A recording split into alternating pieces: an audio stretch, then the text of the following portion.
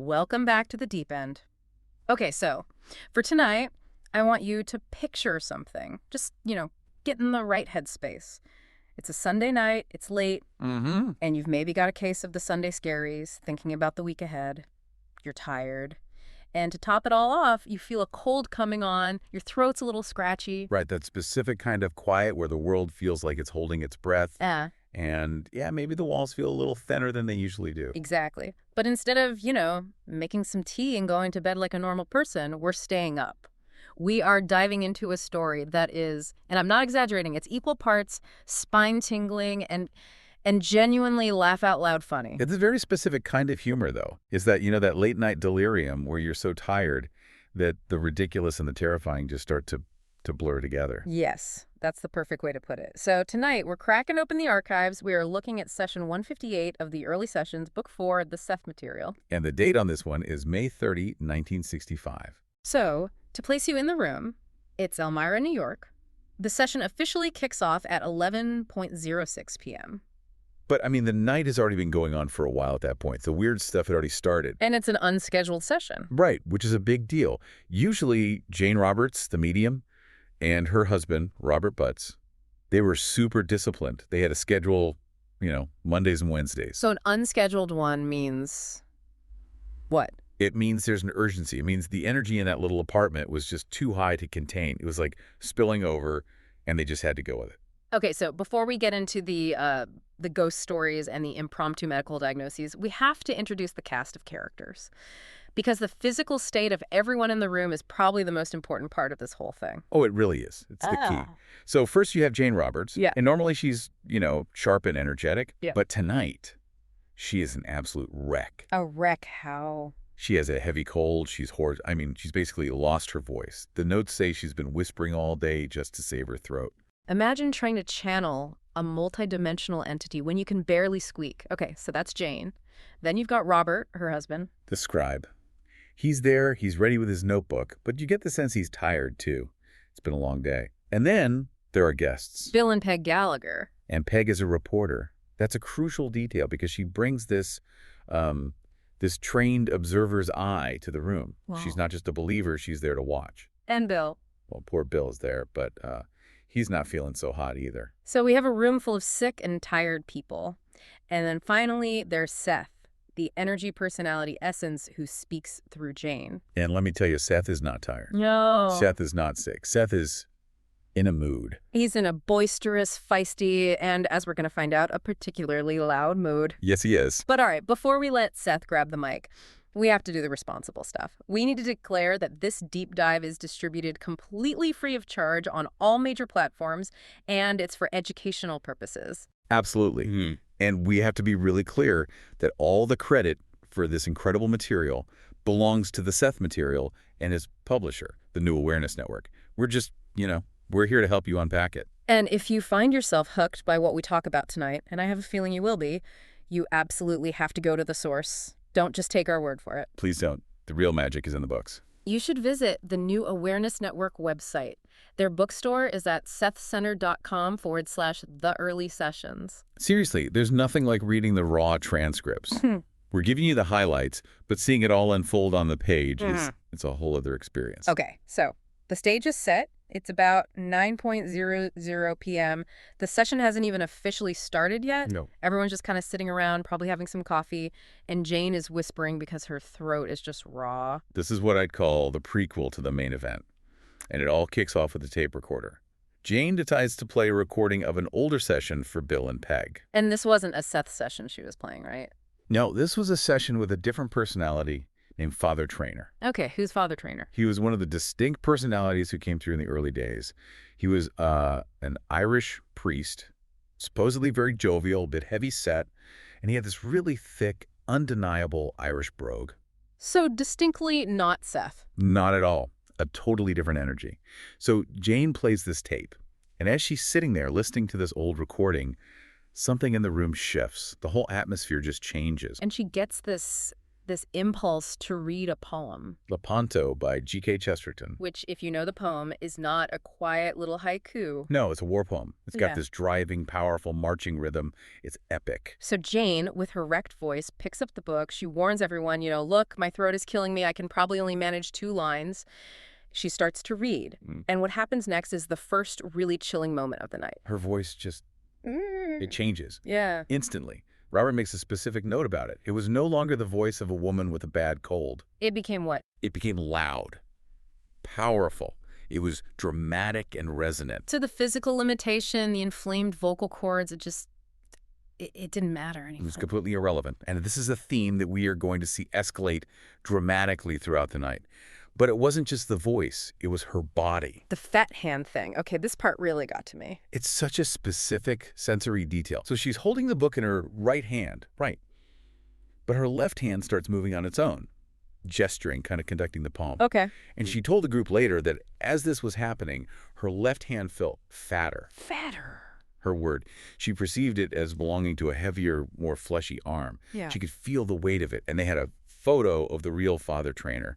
And he was, in fact, a heavy-set man. That is just so strange. It's such a specific thing to hallucinate. It's not just, oh, I feel a presence next to me. It's my own body map is wrong. My proprioception has changed. It's a phenomenon called transfiguration, or at least a sensory precursor to it. The idea is that the consciousness coming through is literally superimposing its own physical self-image onto the medium's biology. Jane was feeling Father Trainor's arm, not her own. And Bill Gallagher, the guest, he swears he heard an Irish brogue start to creep into her voice while she was reading. So you have this blurring of identities happening right there in the living room. Jane is there, but she's not fully there. She's accessing this other energy pattern. And honestly, for a casual Sunday night hangout, that's already pretty intense. And that was just the warm-up act. That wasn't even the main event. Not even close. So she snaps out of it, and Robert notes her eyes are dark and luminous, which is a classic sign for her entering a trance state. And instead of being drained, she feels energized. She realizes Seth is right there just waiting to get in. So despite the cold, despite how late it's getting, they decide, all right, let's do this. They sit down. It's 11:06 p.m., and Seth arrives. And he arrives with most sincere regards, but he's immediately amused. He's not solemn or spooky in that, haunted house way. He's just vibrant. And he turns his attention right away to the guest, Bill. He calls him Manuk. Manuk, right. That's the entity name Seth gives to Bill. Yeah, Seth claims we all have this core identity name that persists through all our different lives. Right. So to Seth, he's not talking to Bill, the guy from down the street. He's talking to Manuk, this eternal consciousness. And Manuk has a stomach ache. A really bad one. Bill has been suffering from an ulcer. He's in a lot of pain. And Seth just decides, okay, the doctor is in. But this is not your typical medical diagnosis. He doesn't tell him to, cut out spicy food or take an antacid. Oh, no. Seth dismisses the physical symptoms almost entirely. He's like, yeah, the symptoms there, whatever. But he traces the cause to what he called a complicated network of emotional involvement. Involving his parents. Yes, but not just his parents in this life. Seth claims that Bill's whole dynamic with his parents, and also with Peg's family, is this drama that's been playing out for centuries. He specifically mentions connections in the 14th, 17th, and 18th centuries. Can you imagine going to your doctor complaining about your stomach, and he just looks at you and says, well, you see, you and your mother-in-law had a really nasty argument back in 1650, and that's why your stomach lining is eroding today. It sounds completely absurd to our modern clinical ears. But Seth is operating from the idea of the spacious present. He believes all time is simultaneous. So that stress from the 17th century isn't in the past. It's not gone. It's still active, still resonating in his energy field. And Bill's ulcer is just the focal point where that ancient stress is breaking through into his physical body. And he gets so specific. He doesn't just wave his hands and say past lives. He drops a pin on a map. The barracks incident. He mentions a specific afternoon in 1940 or 1942.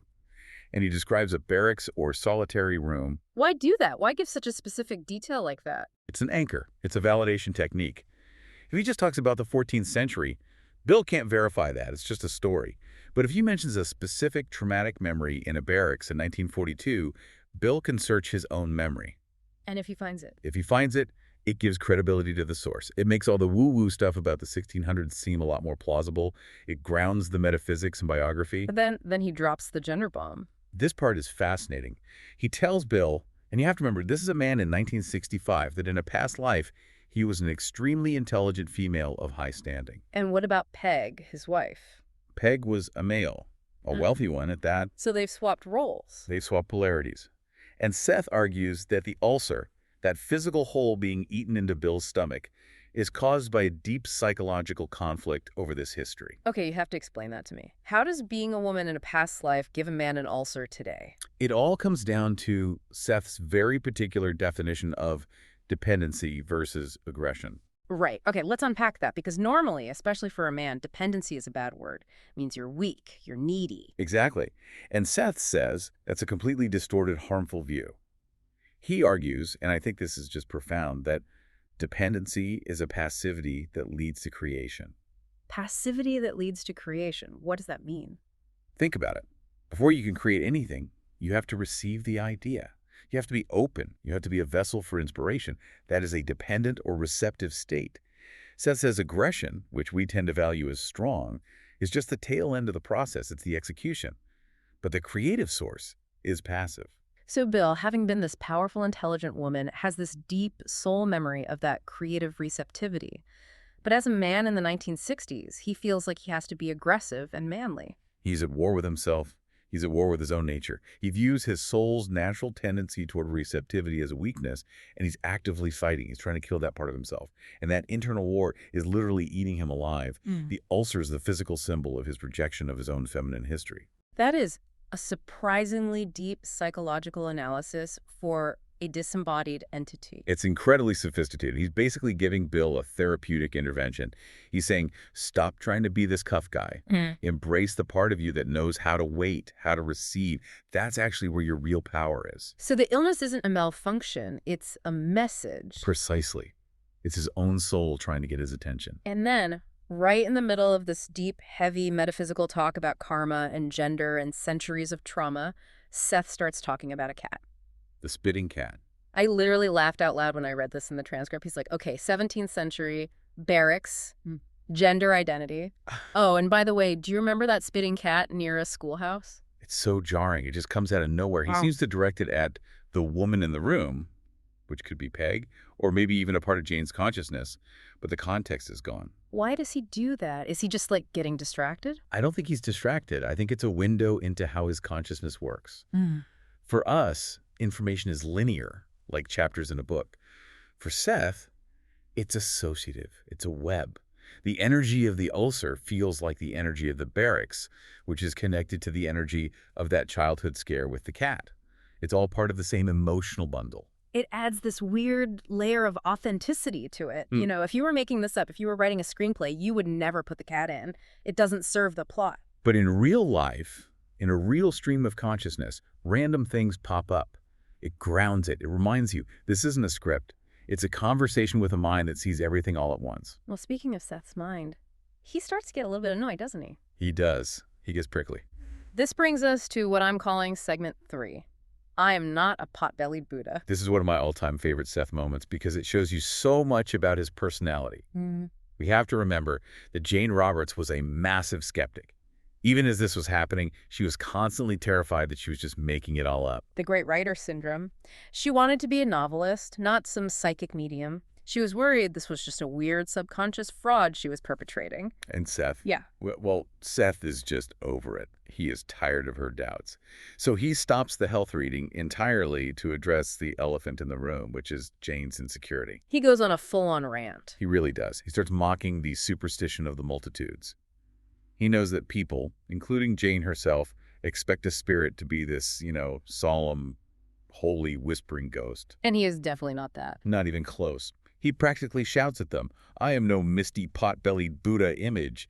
And then he adds, nor a ghostly spirit that drifts in out of the night. He's like, I'm real. I'm a personality. Stop treating me like some Halloween decoration. He's asserting his own reality. He's trying to say, look, I am an energy personality essence. I'm based in a kind of physics you don't understand yet, not in your folklore. And he really hates the idea that he's just a secondary personality of Jane's, like in a clinical case of multiple personalities. And his logic for why he can't be a split personality is just hilarious. It really is. He says, look, the classic psychological theory is that an alter ego emerges to do the things the primary personality is too inhibited to do. the dirty work, the repressed desires. Right. But then he looks at Jane and says, He says, essentially, a less inhibited personality is difficult to find. he's basically saying, she's already a weirdo. She doesn't need me to act out for her. It's a complete roast. He is roasting his own medium in front of company, but then he sets this brilliant logical trap for any skeptics in the room. He says people try so hard to prove Jane is sane, Okay. but if they succeed, if they prove she is sane, and she's not making this up, and she's still producing all this material, Yeah. then their only remaining alternative is that Seth must be a nefarious seven-eyed monster. A nefarious seven-eyed monster. I just love that phrase. He is mocking their black and white thinking. It's either she's crazy or it's a demon. Instead of saying, or option C, I'm just a guy. Well, in energy essence, we're just having a conversation. Everybody relax. He's trying to normalize the paranormal, to take the superstition and the fear out of it. He says, the great writer fears to be found out. He's calling out Jane's ego directly. She's afraid of being judged. And Seth is saying, get over yourself. The work is what matters. But he doesn't just use logic to prove he's real. He decides it's time for a little physical demonstration. This is the real turning point of the night. Up until now, it's been a fascinating intellectual conversation. Now, it gets physical. We're moving into segment 4, the voice. Okay, so set the scene again. It's well past midnight now. They're in an apartment building. The neighbors are asleep. It's 1965, so you know the walls aren't exactly soundproof. And Jane, with her laryngitis, has been whispering all day. She's trying to be polite, trying to save what's left of her voice. And Robert, who is scribbling furiously in his notebook, makes a fatal error. He makes an offhand comment. He blames Jane's hoarseness on her cigarettes. Oh, Robert, you never blame the cigarettes when you're talking to a multidimensional entity who enjoys them. Seth takes immediate offense. But it's not just that he likes the sensation of smoking through Jane. It's the principle of the thing. Robert is implying that physical matter, the throat, the smoke, is more powerful than consciousness. He's saying biology is the boss. And Seth basically says, hold my wine. So what does he do? He explodes. Robert, in his notes, describes it as a blast. Seth projects a voice through Jane's tiny frame that is deafeningly loud. Just try to imagine that. This petite woman with a severe chest cold and a raw throat is suddenly producing a sound that's vibrating the ceiling. And Seth taunts them with it. He booms in this massive voice, I could indeed blow apart the rooftops. Blow apart the rooftop? That is such a flex. It's incredible. It's a raw display of power. He's showing them, not telling them, that the self is not limited by the body. He can override the inflamed tissue. He can override her exhaustion. He's pumping pure, raw energy through her vocal system. But the funny part, and this is where the humor and the terror really blend, is the threat he makes. Yes. He says essentially, I can keep going at this volume if you want. He offers, if you require a trifle more. And poor Robert is absolutely terrified. He is cringing, but he's not scared of the ghost. He's scared of the landlord. All he can think is, we're going to get evicted at 2 in the morning. He's bugging Seth, isn't he? He's practically pleading with him. No, the whisper is fine. We get it. We believe you. Please, for the love of God, keep it down. It just grounds the entire supernatural event in this hilariously mundane reality. You have a cosmic entity threatening to wake the neighbors just to win an argument about cigarettes. But it absolutely works. It proves his point beyond any doubt. Seth says, it is only your own ignorance that would give you the idea that I am some ghost. He uses the volume to prove he's a vital, powerful, energetic force. Yeah. He's not some wisp of smoke. He is louder than life. And the fact that Jane's voice didn't just shred, that she didn't collapse into a coughing fit. That's the medical anomaly. By all rights, screaming your head off with laryngitis should destroy your vocal cords for a week. Right. But as we'll see, by the end of the night, it has the exact opposite effect. But the sound wasn't the only thing. The visual aspect of the session gets really, creepy is the only word for it. We're now entering the uncanny valley. Segment 5, the shapeshifter. The guests, Bill and Peg, they noticed something first, didn't they? While he was still talking. He did. While Jane was speaking as Seth, Bill noticed that her facial structure seemed to be changing. He said her face became rounder. It lost its normal angularity. Which, again, might tie back to that heavy-set self-image of Father Trainor, or maybe Seth's own perception. Possibly. But the really chilling moment happens later. The guests have gone home. It's incredibly late. It's just Robert and Jane in the room. Or Robert and Seth. Tell us what Robert saw. So Jane had taken her glasses off. Her eyes are wide open, and he describes them again as dark and luminous. And he's just looking at his wife, sitting a few feet away from him, a face he knows better than his own. And suddenly, her features start to change. He says they became more angular and drawn. The exact opposite of what the guests saw. He says she looked masculine and older. And he specifically notes that he felt he was being observed by a male personality through Jane's eyes. Just think about the sheer intimacy and horror of that for a second. You're staring at your partner, and suddenly a stranger's looking back at you. A man is looking out of her eyes. Did Seth admit he was doing this? Was it on purpose? Oh, yeah. He confirms it later. He says he was badgering Jane to allow for more emotional proximity. He wanted to break down the wall between his consciousness and hers. Emotional proximity is a very gentle way of saying partial possession. Seth would call it cooperation. But he fully admits he was attempting to manifest physical changes in her facial structure to better match his own energetic nature. It implies that our physical form, even our face, is so much more malleable than we believe, that our face is just a mask that's held in place by our own self-image.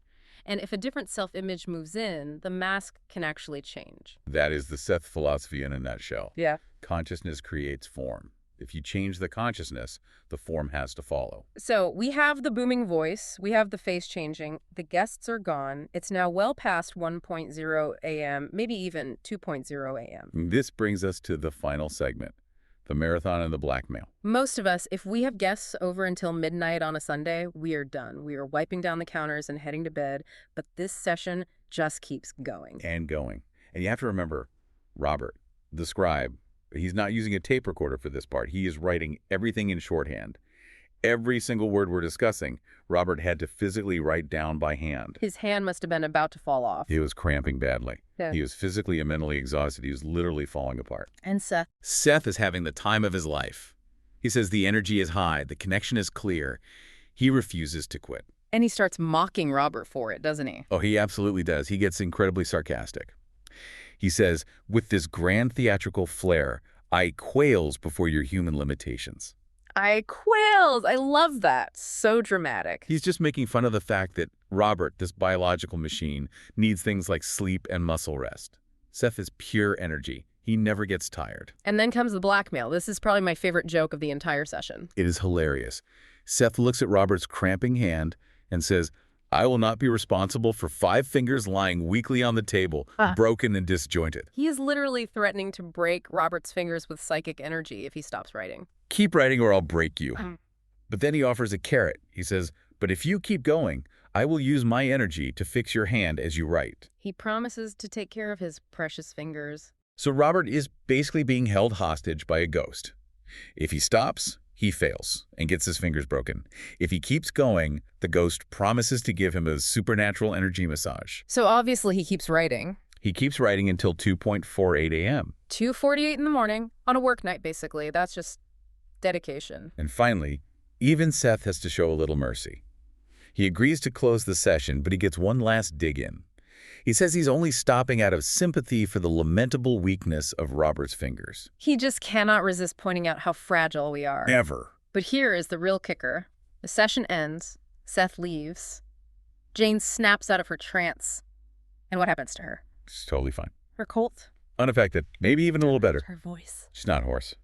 Not tired at all. In fact, she says she feels energized, refreshed. Meanwhile, Robert is practically a puddle on the floor. It's the perfect control study right there in the room. Robert used his own biological energy and he's completely depleted. Jane used Seth's external energy source and she is replenished. It validates everything Seth was demonstrating earlier in the night. Consciousness forms matter. Energy can revitalize, not just deplete.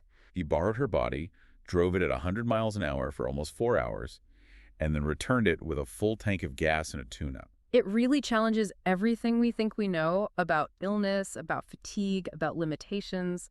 Jane went in thinking she couldn't even speak. Seth proved she could roar. It really makes you wonder how many of our own perceived limitations are just stories we tell ourselves. Yeah. You know, I'm sick, so I can't do this, or I'm tired, so I can't possibly do that. Seth would just say, I am not a pot-bellied Buddha. I'm not passive. I am active, available energy. And if you learn how to tap into that, those limitations can just vanish. Exactly. So let's try to wrap this incredible night up. We've had Irish priests, gender-swapping ulcers, spitting cats, and roof-shattering shouts. When you look at session 158 as a whole, What is the big final takeaway for you? For me, it's the genre-bending nature of it all.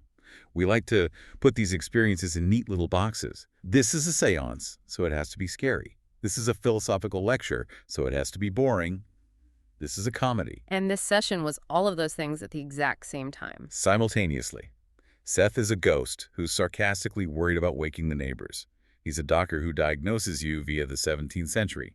And he's a stand-up comedian who mercilessly roasts his own medium. It makes the supernatural feel, accessible. It makes it feel like real life, messy and weird and funny and scary, just turned up to 11. And there's a deeper lesson in there, too, about the nature of action itself.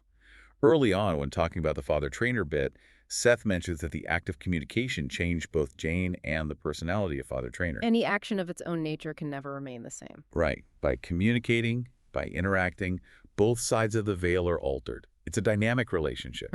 It's not a one-way street. We aren't just passively listening to them.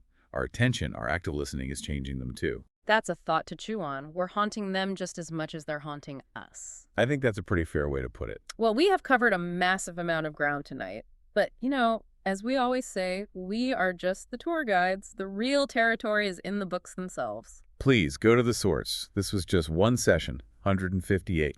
There are hundreds more, each one just as packed. You can find all of this and so much more in the early sessions. We really, really recommend you visit the New Awareness Network.